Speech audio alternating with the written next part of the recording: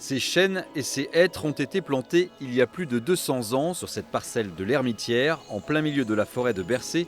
On trouve les chênes bicentenaires les plus hauts d'Europe.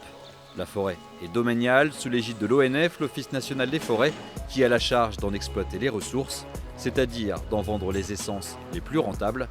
Une association écologiste alerte sur ces coupes, selon elle plus financières qu'environnementales. C'est des millions d'euros qu'il y a ici, bien entendu.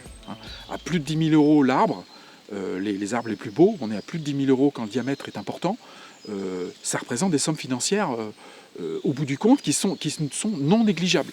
Ici, les variétés de chênes sessiles les plus petits peuvent dépasser les 40 mètres et abriter une biodiversité difficile à trouver ailleurs. Bref, un véritable patrimoine selon ces associatifs qui espèrent obtenir un arrêt de l'exploitation forestière sur la parcelle. Il faut les sanctuariser, faire ce qui a été fait en forêt de Tronchet avec la Futée Colbert 2, c'est-à-dire qu'ils ont sanctuarisé une partie de la forêt qui est à peu près d'une taille un peu plus petite qu'ici, avec des arbres de 200 ans qui atteignent au maximum 42 mètres et 3,20 mètres, 3,30 mètres de circonférence.